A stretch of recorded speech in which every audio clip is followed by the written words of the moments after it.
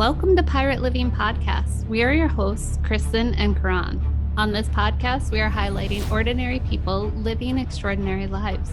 These are pirates who take small, bold actions daily to create social change.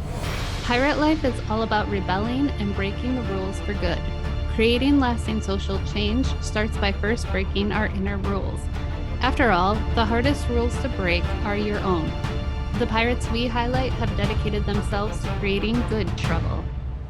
Today, we're talking with Brian Costello. Brian is the founder and CEO of O23 Holistic Systems, where he and his team focus on helping clients beyond the 1 hour a day they spend in the gym. He's also helping other coaches so they too can truly transform their clients' lives and optimize their health. A master teacher of all things holistic living, as well as a revolutionary business leader, Brian helps clients and coaches take their health and professions to unprecedented levels. So welcome, Brian. We are really excited to be chatting with you today. Thank you very much. I'm excited to be here. Awesome. Well, we would love for you just to start by sharing with us the story of your own pirate journey and how you got to be where you are today. Yeah. Okay, great. So, the whole pirate terminology is still fairly new to me. I have been using that term prior to this really. But based on how you guys use it and the kind of the context makes me realize that I've always been living this pirate life really. Right out of college, pretty much within days of graduation, I was in the first steps of opening a CrossFit gym in my business. And I was 23 years old. I had no business experience, no business. I didn't go to school for business. Not that that matters anyway. To anyone who's ever started a business, realize that doesn't really matter. But had no, experience, no education, no nothing, no money, and but I was determined to do it anyway. And that move right there, it didn't like change me in the way of like, oh, now I'm all of a sudden this person that like is going to start doing things differently than everybody else. It just kind of unlocked it for me a little bit more. I had always growing up just kind of just been slightly outside the normal things. I found myself just where there was masses of people, I kind of just wasn't attracted to that. I wanted to just dig into other areas and explore other things and just think differently. I found myself thinking differently than most people around me. And when I took that first step into entrepreneurship, it just like unlocked something inside of me, like I said, where I just like came to life. And that was the first step. That was 23 and I'm 36, so that's 13 years ago. And through that, I found within the CrossFit space, I loved the affiliate model. And not every single thing about it. For people out there, I don't have a lot of opinions about CrossFit affiliate model. But for the most part, I loved it because of the freedom, because you had the ability to really do what you wanted and run it as your business. And that really brought out a creative side of me that I had trouble accessing at other points in my life. So it allowed me to just, over the weekend, I have a great idea, or what seemed to be a great idea, or I thought was a great idea at least. And on Monday, we'd call a meeting and talk to the team, like, all right, we're doing it, And that was, once I started getting that taste of that, I stepped into it more and more and more and started realizing that this life is yours to create, right? This is a creator. We are creators of our own life and our own reality. And I'm not going to say I've always been able to maintain that. I've tried to maintain it. It's trouble. It's tricky sometimes to always realize that you are in full control and you are creating everything. But for the most part, I've done a pretty good job. And in the times in my life where I've really stepped into that, or where I found myself having the most success and really the most fun and really the most of just being me, being myself. So that was kind of how it started. I don't know if you guys want to have any thoughts or questions about that before I go on, I guess. Well, I mean, that's pretty young to start, like jump right into entrepreneurship right from school. So was there or your parents entrepreneurs? Like, where did you learn that? Where did that come from for you? So my dad owned a business, but no offense to him, but he would agree. He's not going to listen, but it doesn't matter. He wasn't like the, go get 'em businessman entrepreneur type at all. He owned a house cleaning company, but he just pretty much, waited for business to come. He wasn't like the business minded type of person. Again, no disrespect, but so I didn't really learn it from him. But I did. My grandfather was quite an influence on me when I was younger, and my grandfather was a chiropractor, and at that time, becoming a chiropractor was very rare. It was a very new thing. And what he also did was, he was a little bit of a pirate himself. He was leading the charge on, I don't know if fighting is the word, but basically fighting to for chiropractors to be able to be considered medical professionals in the state of New York. In fact, he was responsible for that becoming true. He used to play me tapes of him testifying. I don't know if testifying is the word, but debating in front of in court, in front of a panel and stuff about all these things. And I didn't really know much about it, what was going on. It was kind of boring, to be honest, as a kid to hear about that. But I was inspired in some ways of his ability to just take action and stick to what he believed was true, and not really care what other people thought about it. So that I didn't realize until later in my life that how much that actually influenced me, but it did. Yeah, your grandpa sounds like a total pirate. Yeah. And then, so once you opened your gym, you were talking about the fact that you got to be creative. What was some of the things that you got to create that was outside of the norm with your gym? So I think really, at first I was kind of playing it safe. So CrossFit was just getting started. I had seen it coming. So really, my last semester of college, while I was student teaching, I was planning all of this the whole time. I go student teaching, I come home and I start planning. And because I saw this wave coming, there was only one other one on Long Island at the time, or maybe even just in Brooklyn, whatever. There's barely any around, but I saw it coming. I saw this whole thing taking off, and I knew it was going to be the future. So when I started, though, I pretty much just did what everybody else was doing. And I was like, oh, they could charge that much. That's how much we're going to charge. They do this, I'm going to do that. And for the first year or so of business, we didn't do so well. I was barely hanging on. I was like, is this a good idea? All these things. And then I started working with a mentor and just kind of got this glimpse of oh, you can, do things other ways than other people. And there's rights and wrong ways to do these things. So what I started doing, I would basically look at what everyone else was doing and be like, okay, what's the opposite of this? How could I do something similar, still offer the same thing, but in a different way? And I don't know if there's any really big examples of that, but there was probably, dozens, if not hundreds of little examples of that throughout the way we always did our business. It was all right, everyone else is doing, and everyone on Long Island, all the CrossFit, they all knew, we just do it different over here. It's just and most of it was in the realm of trying to add an extra layer of professionalism to what we did, which wasn't very common at the time. And it isn't always still that common, but it was just we could present ourselves however we wanted. We could target really whatever kind of audience we wanted. We could offer any kind of additional service that we wanted, and workshops, seminars, specialty classes, all these types of things. And even just within our own programming and stuff, it just gave me a chance to tap into that creative side, like I was saying, and really put my heart into it. My heart and soul went into every single thing we did.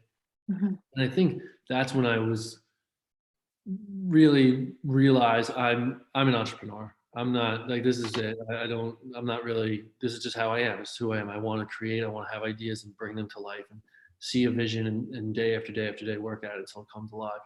And yeah, that was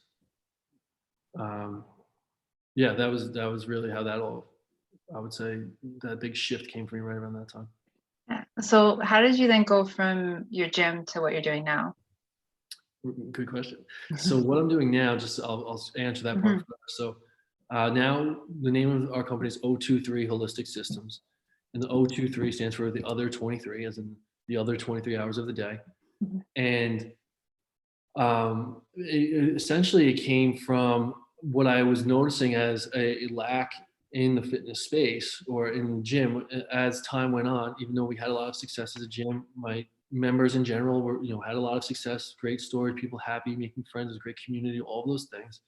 But ultimately, I noticed that there was kind of this like cycle, 1 to 2, 3 years or so, where people would plateau, and they didn't all like leave just because of that and stuff. But I just noticed, like, I can only take people so far in a group setting, in a gym, a couple times a week, an hour at a time. There's only so much I can do here, and that started to become quite frustrating for me.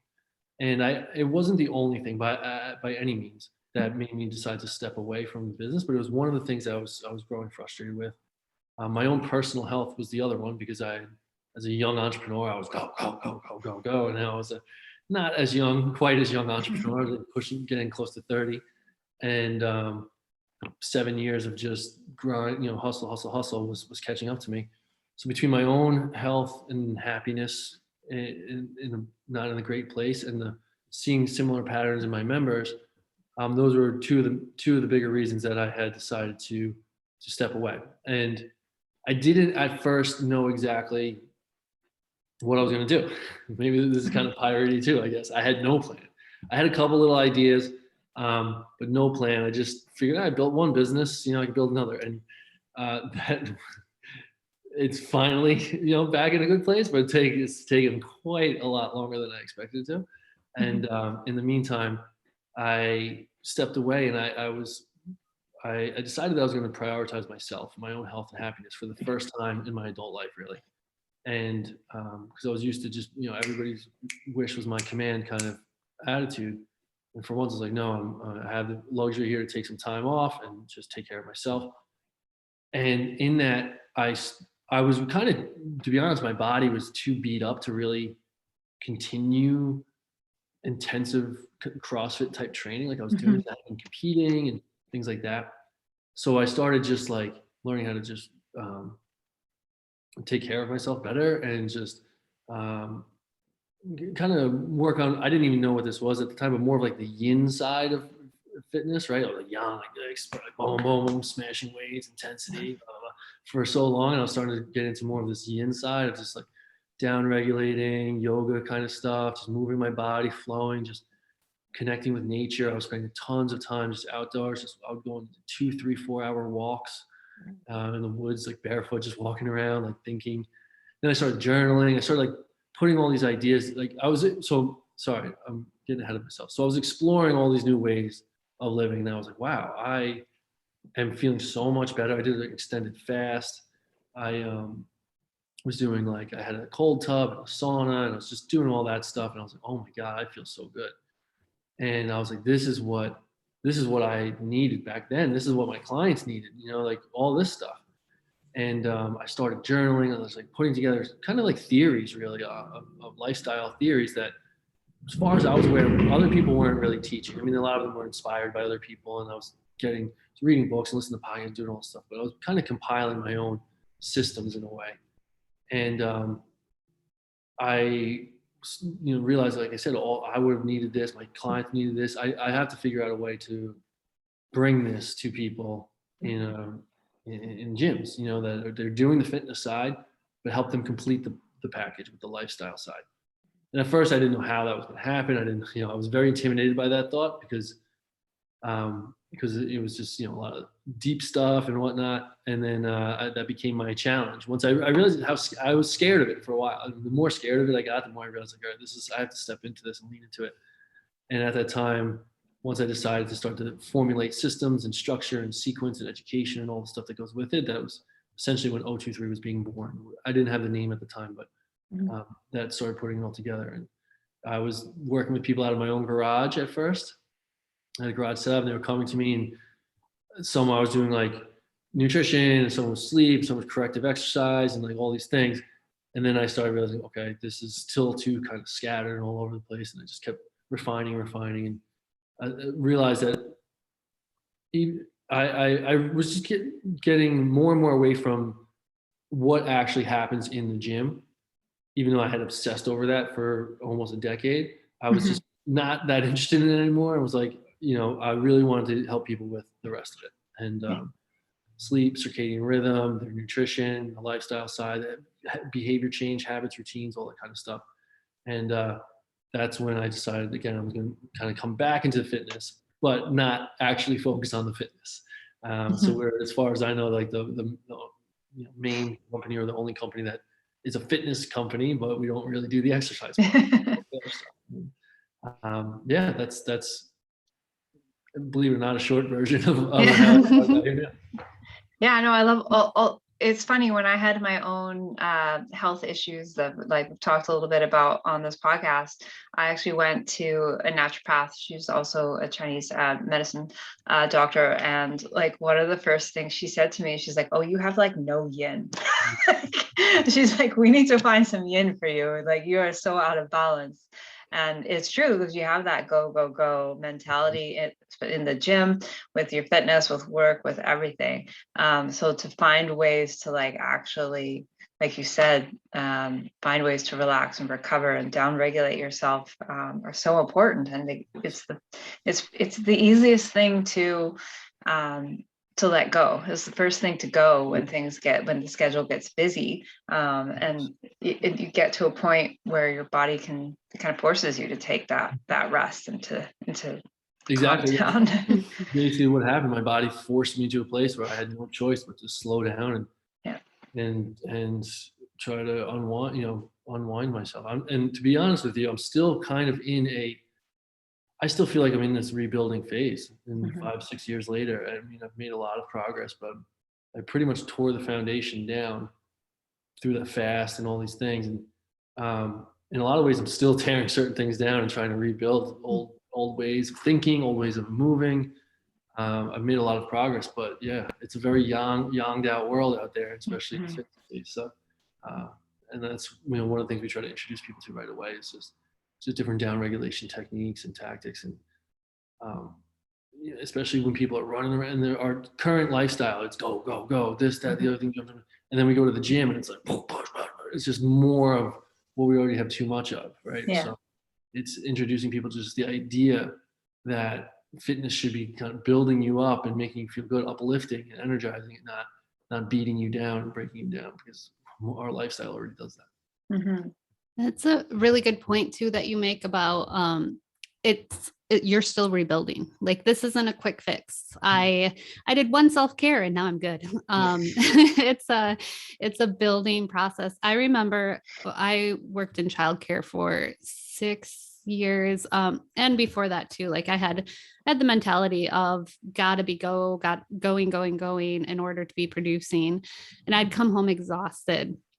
And when I stopped that job, and I thought a week's what it's going to take me of getting regular sleep and I'll be good. Sleeping as much as I need, giving myself what I need. A month later, and I'm still like, I'm sleeping so much. What is going on? I feel exhausted. And now 2 years later, after being done with that job, and I still feel like there's moments where I have repercussions still of go for so much of my life. So yeah, it's you're continuously learning the new tools and putting them into place, then forgetting them and having to come back to them. So yeah, that's a really good point. Yeah, exactly. It takes, and in the same kind of idea, if there's more, you need more on that side than you realize. A lot of people think it's like, oh, I bust my ass all week and do all these hard workouts and work. And I take I sleep in a little bit on Saturday morning, or I take a walk on Saturday, and that's balance. So it's not balance. It's still very, very much imbalance. It's only slightly less. Yeah. Feeling called out right now.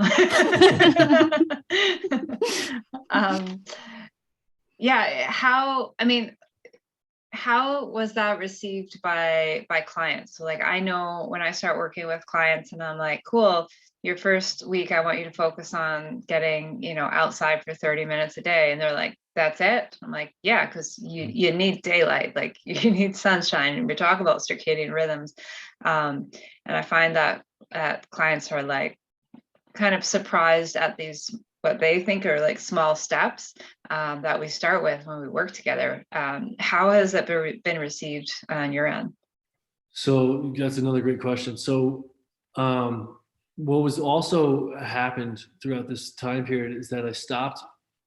I worked out of my house for just, I don't know, maybe 6 months. I'm not even sure. And realized like, all right, this isn't, first of all, I was living kind of out in a weird part of Long Island. It's not a lot of people live around, and it just wasn't really working. And I wanted to go online, and I wanted to take these ideas and stuff online. And at first, so I thought, again, I've had success in business and whatever. I'll go online, build this online business. It'll be, fun and great and all these things. And I realized there's a lot about online business that I didn't know. And one of the main things I didn't know was like how to talk about these things and the problems that people have and the problems that I could solve and all that kind of stuff. And so I struggled for a while to even really have any clients coming in that way.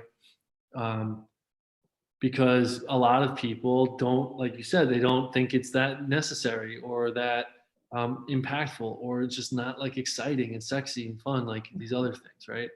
So trying to sell people on the idea of sleeping better, meditating or journaling or whatever, like it just doesn't have that wow factor that gets people out of their chairs. So learning how to talk about it different, learning how to emphasize different things, learning how to explain to people why they might be struggling in different kind of ways has been really helpful. So now that we do have clients and all the coaches that we've worked with and stuff, like it's usually this common theme of like, yeah, I get it, like sounds good, makes sense. I'm not arguing with you here that this is good stuff, but they usually still underestimate the difference that it'll make and how they'll feel. And then until they go and start doing it. And then they're like, oh my God, I didn't realize what a difference it makes. I just feel so good right now. And then it's like, then from there, it's easy, then the balls roll. They listen a lot more. So that what I would say is the general theme of people. Yeah, no, I get it. That makes sense. And yeah, that's important. I understand. But they don't really understand until they've experienced it and can see the difference. And I was just talking about this in a video. The biggest thing when we try to ingrain these types of principles and habits and stuff, the biggest thing is when we become fully aware of how our life is worse without these things. Like we can feel in our body when we don't do certain things. Not like a neurotic, oh my God, it didn't work, but just like, oh man, I can feel the difference when I haven't slept or stayed up later, or I haven't had a chance to empty my mind a little bit. Once people can notice the difference in their life, it's worse, then it becomes it clicks. It becomes a new behavior that doesn't require a lot of discipline and willpower and all that stuff. It just starts to happen. So just getting to that point is, that's usually the challenge. But once they cross that threshold, it's smooth sailing. Well, and that's a really good point. I think so many people, they get used to feeling how they feel, and they think that's normal, and they don't know what it feels like to feel good. Yes. Right. And like you said, it's not until you can have that glimpse of what it feels like to feel good that you don't want to go back to feel like shit. Right. And like a very extreme example of that is like, I'm a celiac, and people always say like, oh, just eat one piece of cake. Like it's someone's birthday. Like, why are you being like, such a downer and not having a cake? I'm like, you don't know how shitty that feels for like the next 2 weeks if I just have that piece of cake, and I'm not willing to go back there for like a moment of, mouth joy. like it's just not worth it. And so I think it's when you can feel good, like you said, that it's just not worth going back to those habits that make you feel like shit. That's just such a great point and a good example. It's like for me, like I used to drink alcohol all the time and stuff. Like now I almost never do, like close to never. Not because I have like a drinking problem or anything, but because like even just 1 or 2 drinks and I will feel really crappy the next day. And to me, even the weekend I don't want to feel crappy on the weekend either. I want to get up and I feel good. And some people will give me, oh, come on, I have a few drinks, whatever. I'm like, listen, it's when you recalibrate to this new baseline that feels like, we call it just thriving, this new baseline of thriving. We take clients through this process at the beginning of like a general recalibration process. And we call it recalibrate great, like to know what great feels like again. And that way you can start to detect these things much more easily. And it's like when you just don't want to, you just don't. And like you mentioned before, it's the decalibration is a long, slow, gradual process that we don't really notice. It's like we use an example like the boiling frog. I don't know if you've ever heard this, like just the water gets a little warmer every day until you're boiled.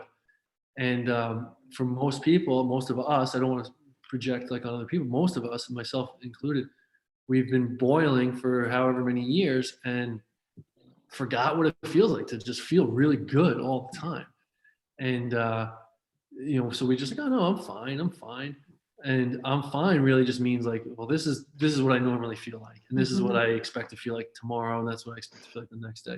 Doesn't mean it's good. It's just what normal feels like to me. So yeah, getting people through that initial recalibration phase and getting them to feel these things for the first time. I mean, first of all, it's really special to watch and hear their feedback. And then you just know, they may not keep every little habit we create and all these things, but to know have this new baseline of what great feels like and know how to check in with themselves and what do I need right now to get back there and have these tools in their tool belt to turn to. I mean, that's a really fulfilling process for us. Yeah. I think also so many people are really disconnected with how they actually feel in their body. Yeah. Like kind of clueless. So it's great to find that like connection and really listen to what your body is telling you and how you're feeling. Yeah. So we call this like, I don't know complex. So like in fitness coaches too, someone comes in and they're like, so tell me a little bit about what's going on. What are your goals? And so many of the responses will have somewhere in there, they'll say, I don't know. Like, I don't know. I just want to kind of feel a little better. I don't know. I don't know. Like they don't really know how they feel or what they want to feel or what's standing in the way. Like they kind of know, but they can't really put their finger on it or explain it. And really what this is disconnection. And really what it also is this is actually a spiritual aspect of fitness. So we work on helping people connect physical to the mental, the emotional, and even the spiritual. And I know some people get a little taken aback by that. Spiritual, what do you mean? Well, no, we help people connect to themselves. Like, so they know what the answer to everything isn't, I don't know. The answer to everything is like, here's what I'm feeling. Here's what I'd rather be feeling. Here's what's in the way. And here's what I'm working on. And that's all spiritual, the whole spiritual side of fitness and spiritual development. So, the I don't know complex is a disconnection. It's all rooted in disconnection. One of the comebacks that has been the most powerful to me to I don't know is, and if you did know. And I had that when I went through training camp for the soul. And if ever we said, I don't know, it was, and if you did know, and that was like, let me think about that. If I did know, I have an answer. I do. Yeah. And this is what would happen. Yeah, that's, I love that. I actually just heard someone else say that the other day. And I'm only vaguely familiar with training camp for the soul, but it sounds like they're doing really good stuff. And the thing is, you do know. And that's another thing that we teach is that we all, everything we do is based on intuition, is that we believe that you already, that your body already knows what it wants and how, and it knows also how to do it. And it actually wants to feel good. It's working all the time to feel good. It's like, we say like the wind is at your back when you're trying to better yourself. It's like your body's already trying to do all these things to make you feel good and all these processes and the function. You just have to kind of get out of the way and allow it to happen and trust that it knows and trust that it's going to take you there.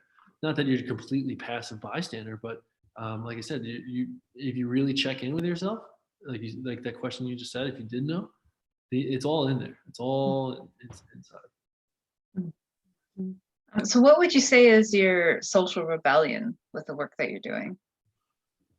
So I guess there's a few different angles we could take here. Well, I think just generally trying to break the mold of the fitness industry of like what is considered fitness and what falls into the scope of fitness is the big one that O23 is doing, especially for fitness professionals, is like connecting the physical to the mental, emotional, and spiritual.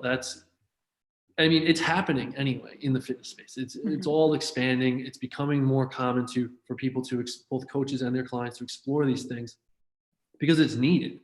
We're realizing that just breaking a sweat in the gym an hour a day, a few times a week isn't enough for this modern lifestyle, to combat everything in this modern lifestyle. So it's needed and it's happening anyway, but we're giving people very clear steps on how to do it, instruction sequence, all that stuff. But it's still a very new idea to like formally introduce mental, emotional, and spiritual aspects into your fitness business. And really what I tell coaches is like, listen, we're not saying like, okay, mental health, for example, we're not trying to become counselors or therapists or psychologists. And we're not saying, hey, start advertising as a mental health expert. And when people you come with clinical mental disorders and you're the person to fix them. Like, that's not how it works. Just like, so in fitness, we help people with their cardiovascular health, right? But we're not cardiologists and we're not doctors, right? But we still help people with the cardiovascular health. We help them with their joint health. We're not orthopedics. We can help with the mental and emotional components of fitness, of the physical health journey, right? The health, their health process, their health journey. So that's like a big one that we're really, focusing on and really encouraging coaches to say, yeah, you are qualified. Maybe you don't have all the tools right now, but you are probably the type of person that can help people with these things. And your gym is probably the type of place where these things could happen. It might seem against the grain, but it's very true.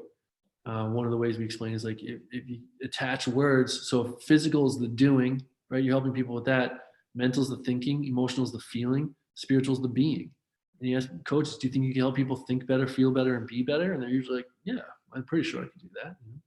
And so that's one big push that we're making. But I think really on a deeper level is how we're doing it. And it's not something I get to talk about as much, but when I was going back, when I told you I'm like going on these long walks and doing all this stuff and like just journaling, I was starting to put together a lot of, I guess, what would be considered like alternative health theories, right? So when we talk about like nutrition and things like that, we're not just teaching nutrition just like everybody else around and saying, oh, here's some macros and this and that. Our whole basis of what we do is rooted in connection to nature. So connecting with ourselves, connecting to nature. So connecting with ourselves is the intuitive side, like we talked about, and then connecting with nature and just this alignment side and how we are and following natural law. So reconnecting with nature's laws and living naturally, still in in this world, in this three-dimensional world, and having a normal job and driving a normal car and living in the neighborhood, whatever, but can still live in alignment with nature.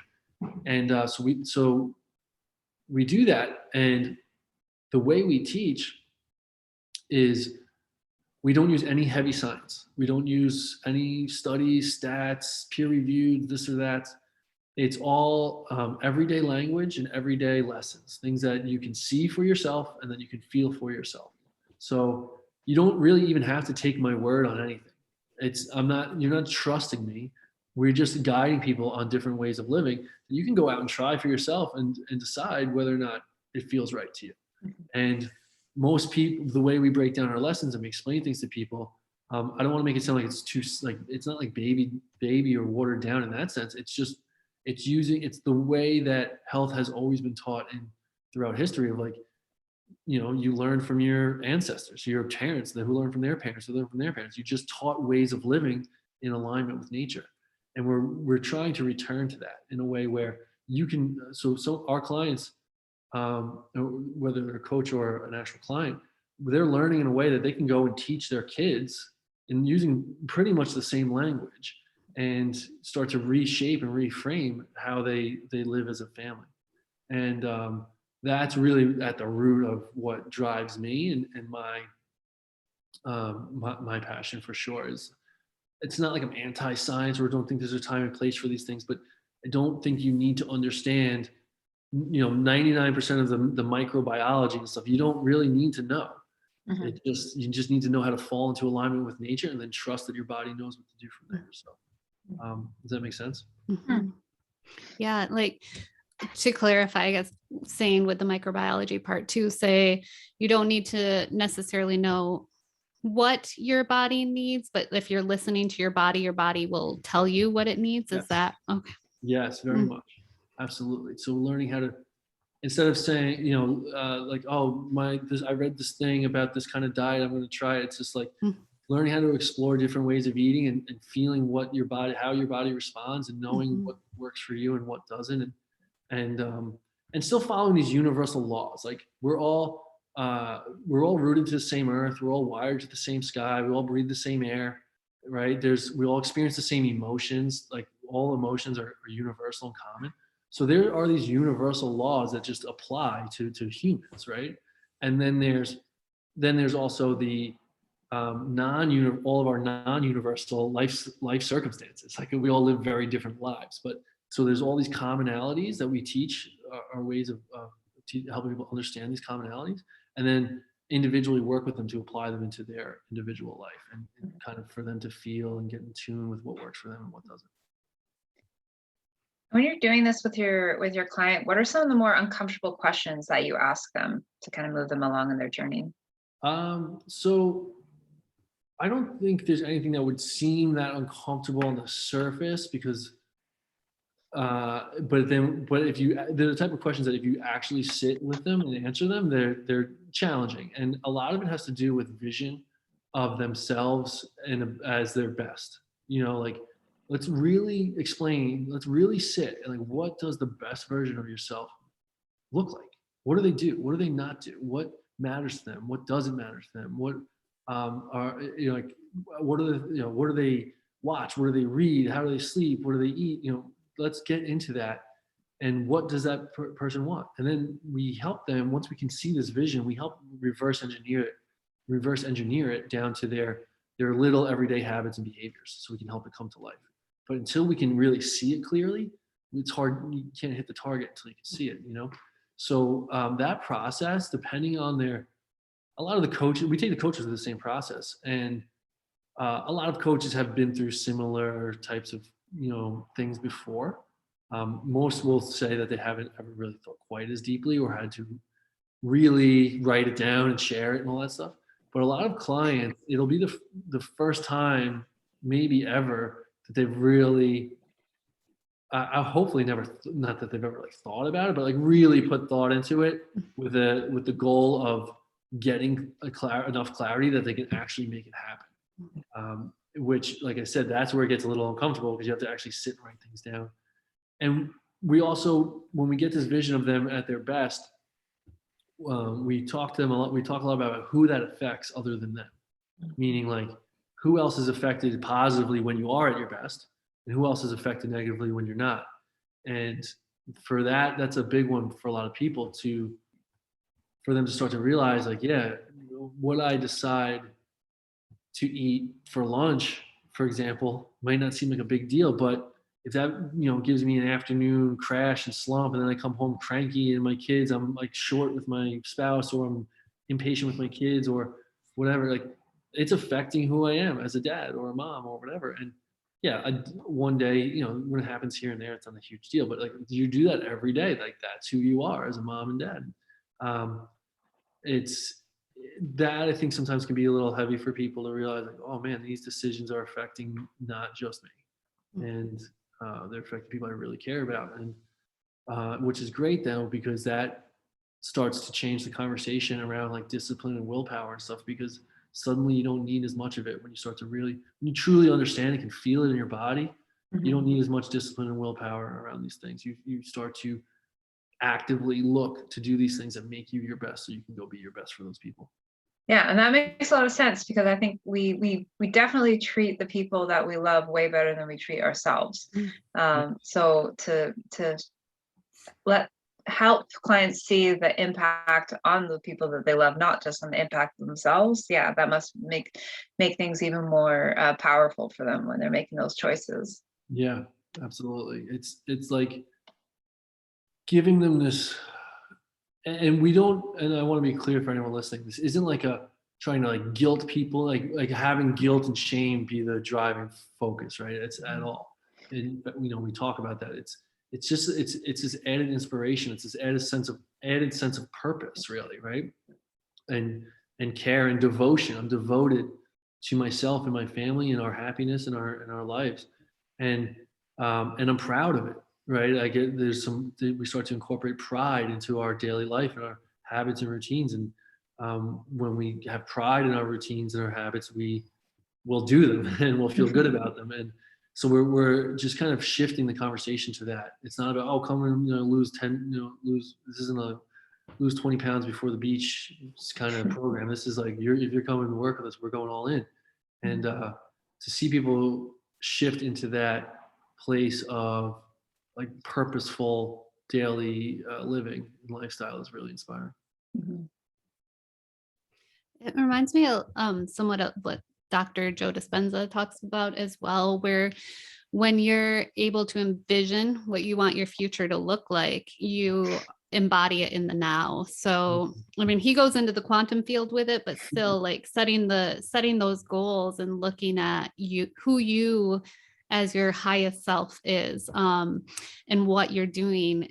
When you're able to see that and feel that and embody who that is, it helps to make those steps in the now to be like, oh, this is me at my best.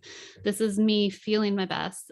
Well, these are the actions I need to take. So breaking down what he says to the basic level, that's the big, huge thing of like envisioning the future helps you change you to that person now. Yeah, and that's huge. And yeah, he goes into it a little different approach than I do, because again, we use the term decomplexify. We want to take very complex things and make them very simple. But to me, it's kind of like a filter. It's like we see this person, and as I'm moving through my day, I'm like, would that person would they be doing this? Is this how we'd be getting there? And just that little extra filter. I was just writing a piece of content that's going to come out in a few weeks of like. It was like if you magically transformed into the best version of yourself tonight, like you woke up in the morning and you're magically the best version of yourself. What would be the three biggest things you noticed about your morning routine that were different? Like what would be missing and what would be there that isn't there right now? And that gives you the sense of like, all right, if I really was my best, would I be scrolling in bed in the morning, or would I be getting up and doing something else? Would I be more, walking straight to the coffee machine, or would I just go outside first, or whatever? And we can start to just add this, like I said, it's like a filter to really just carry with us as we move through our day. So what does good trouble mean to you, and how are you creating good trouble in your life? So again, I hadn't thought too much about the term prior to the conversation, but I really like it because I'm again reflecting now and feel like I think I'm always kind of causing some good trouble here.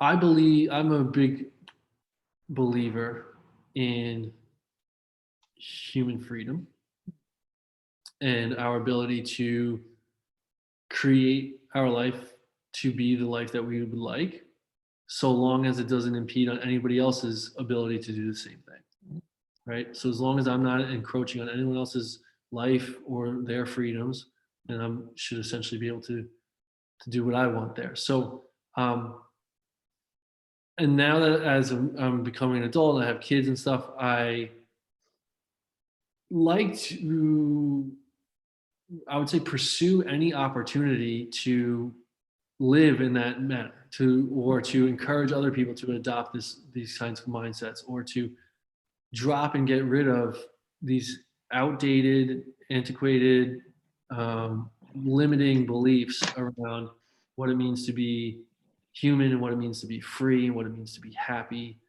and all these types of things. So I think what's finally, and stuff I've been thinking about for years, but what's really finally getting me to take some action is my kids. I have 2 young kids, and the path that my wife and I would like to pave for them and the opportunity we want to give them are going to require us to continue to cause a lot of good trouble, because we pretty much are going to need to do things very differently than we did when we were growing up, and that most children are doing today. So we did 2 home births. So that was like maybe a start there to the conversation. and we are looking now. They're not quite in like school age yet. My daughter does go to preschool, but it's like a homeschool co-op. It's all rooted in nature. They're outside most of the day. There's actually also a nature school we may start sending her to twice a week that's completely 100% outside. And we're planning on spending next year, I don't know if this qualifies, but we're planning on spending next year doing an extended stay in Costa Rica in an eco village, so we can start to learn how to foster communal living and the principles of that type of living. So we could, the plan would be to come back here and begin building our own community. So That's awesome. that to me, I don't know if that qualifies as good trouble. I think the fact that pretty much everything would be done differently than is done in normal society would probably qualify as problematic for other people, or at least other people that's causing trouble. Yeah, no, that sounds amazing. Mm-hmm. I can't remember what episode it was, but we interviewed a woman who opened a outdoor nature school in the UK for kids, and just seeing like even seeing these days on our social media these 6-year-olds chopping wood and doing all this stuff, like these are the life skills that we're missing as city dwellers, and so it's super cool. Like the whole idea of outdoor school makes me want to go back to school. It sounds amazing. Yeah, and I want to check out that episode. Something my wife and I were talking about the other day too was like, I hope to someday, it sounds like a silly thing or simple thing, but I said by the time we're grandparents, I'd love to be able to watch one of the goals that I have is to be able to watch my kids get on some kind of public bus. Maybe it's not like exactly public, government public school, but like some sort of public bus where meaning like they're in a community full of people that get on this bus and go to a school that we feel 100% supportive of the way it's run. Because right now they're starting to pop up and it's like private, traveling. Like I want to live in a place where it's that common and that thing that we can send our grandkids on the bus and feel really good about where they're going. And we may even be actively part of building that. Not sure yet, but yeah, that's definitely a goal of ours.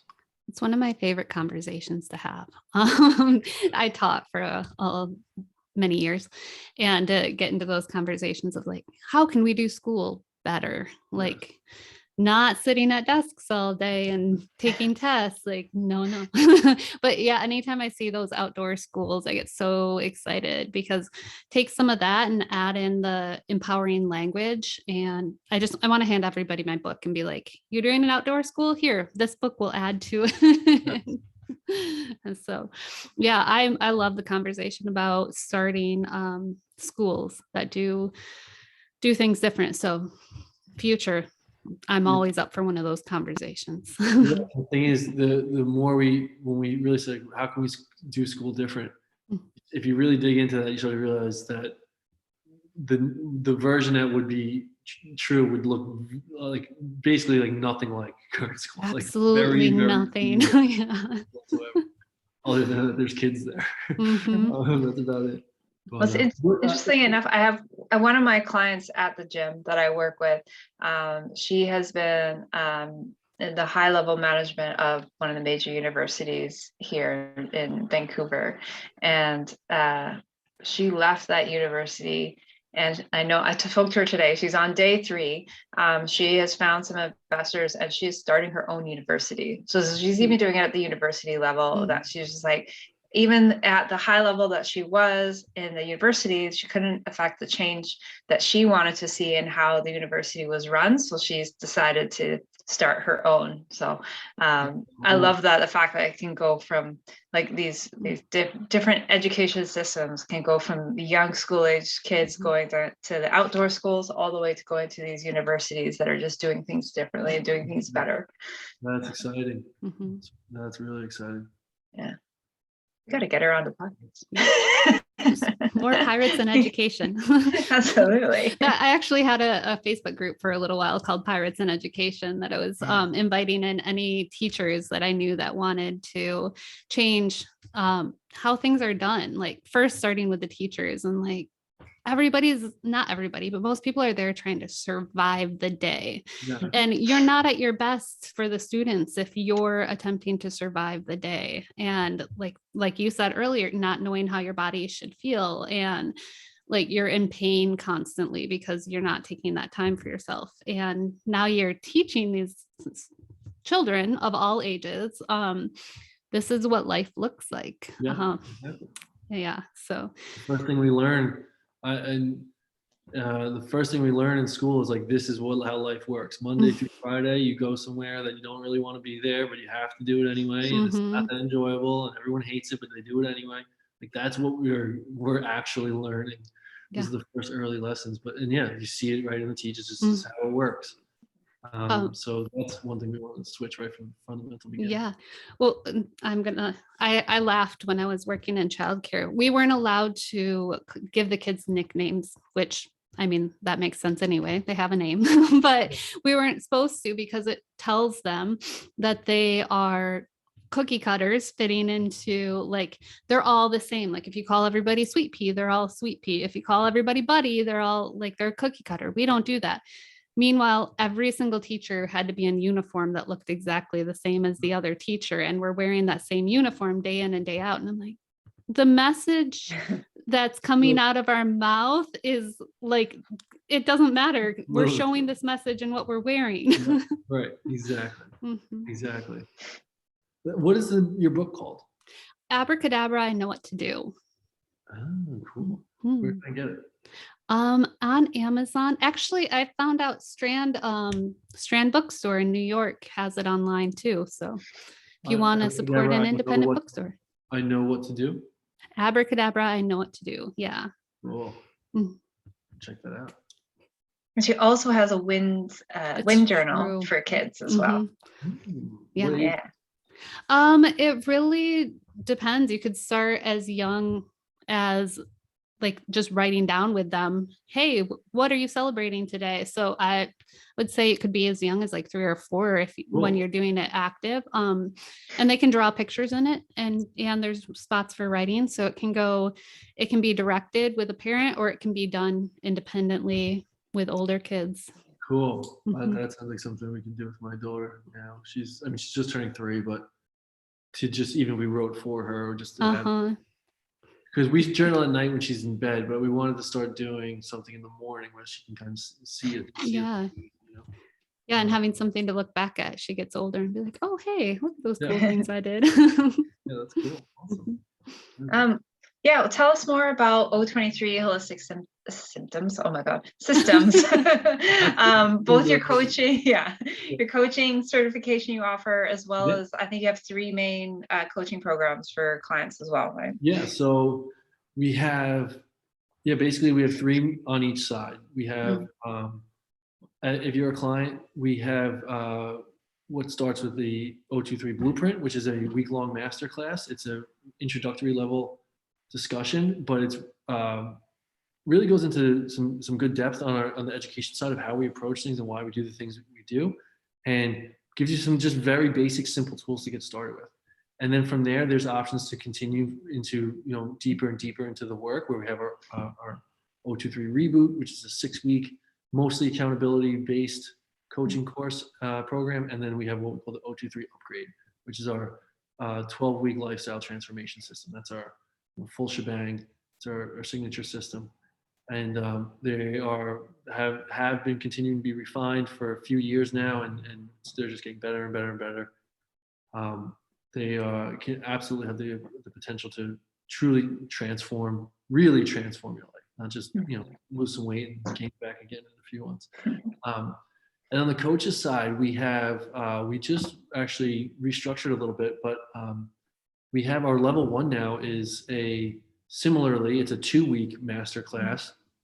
It's a deep dive on the education side, comes with some 3 one-on-one coaching calls with one of our mentor coaches.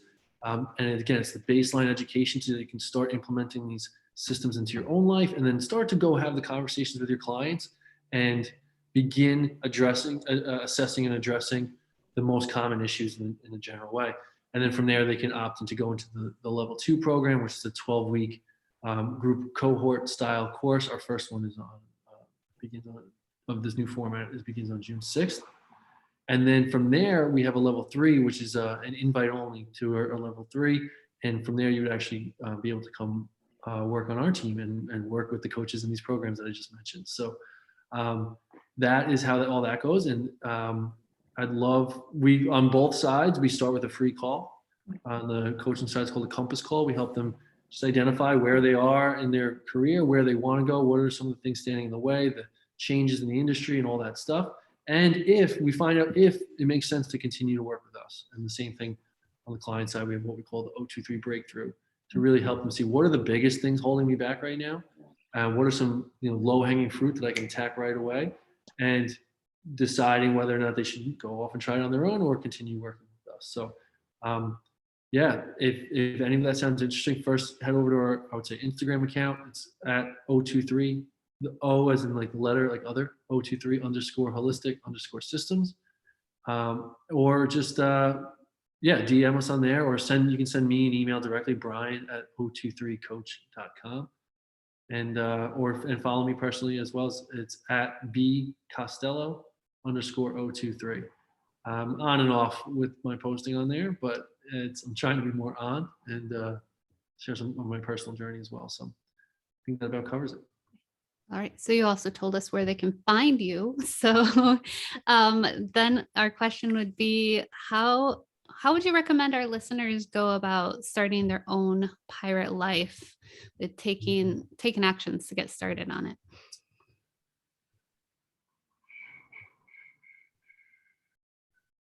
How would you go start your own pirate life? I think I would recommend people to start. So we have what we call the 3 X's. So basically what we want to always inform people is that if you are going to truly thrive in this world, in your own health and happiness, and succeed, you have to really be the expert on your own self. You don't have to be the expert on world health. You need to be the expert on your own health. And in order to get there, there's 3 main X's that we focus on: exploring, experimenting, and experiencing. And your own personal experience is truly what we hold in the highest regard of, as truth, right? What's worked for us and what hasn't. So what I always invite people to do first is to start with that first X and just start exploring. Just go explore. Open your mind, open your heart to different things that you may have never heard before, or if you see these things on Instagram or podcasts, whatever, they're catching your attention, but you're just not sure. I don't know, is this right? What's the science? I don't know. Just explore it, try it, explore it, and then experiment mindfully. Introduce different things into your life, start to tweak the variables, and just see what comes back for you and your experience, and start to trust that. Start to tune into your intuition, and your body will tell you, yes, more of this, or no, this isn't it. And just start to learn how to follow that trail, that communication with your body, that intuitive communication. And first of all, it's fun, it's fulfilling, and you're starting to take back full control of your health and happiness. And ultimately, you will find the answer that you need. Cool. So our final and most important question of the day: do you know any pirate jokes? I do know one pirate joke. I've only ever heard one pirate joke, I think. If you may have heard it already, or if anyone's heard other pirate jokes, they've probably heard this one. But a pirate walks into a bar with a wheel hanging out of his pants, I think it should say. A guy walks by and says, "Pardon me, sir, but you've got a wheel hanging out of your pants." The pirate responds, "I know, it's driving me nuts." I don't think we've had that one, have we? We may have. Maybe. I remember when I saw the intake form, I was like, "Oh, I know one pirate joke." I had to look up and make sure I got it right. Well, now your kids, you've got a few years because 3 is still too young for jokes. It's still too literal, but 5 is when the jokes start becoming more of a thing. So you've got a couple years, you'll learn a few more. We'll have you back on in 2 years and you can share all the dad jokes. Okay. I was gonna say, maybe that's why my daughter doesn't get my sense of humor sometimes. She doesn't get it. They're still pretty literal at that age. She just looks at me funny, like, what are you talking about? I got myself in trouble teaching with 5-year-olds because I would tease one of the girls. What I thought I was also following up with being like, is this real or not real? And because we'd smile and joke. No, one day her mom came in and like word for word repeated back what I had said as a joke for her daughter that I thought we had cleared up. Nope. Her mom was like, did you say these things? I was like, did. It's word for word. And I didn't say it in that tone though. That's funny. I can definitely see that. Awesome. Well, yeah, it's been great having you and having this great conversation. Thank you for joining us today. Yeah, thank you, Karan. Thank you, Kristen. It was really enjoyable to get to know you guys and chat.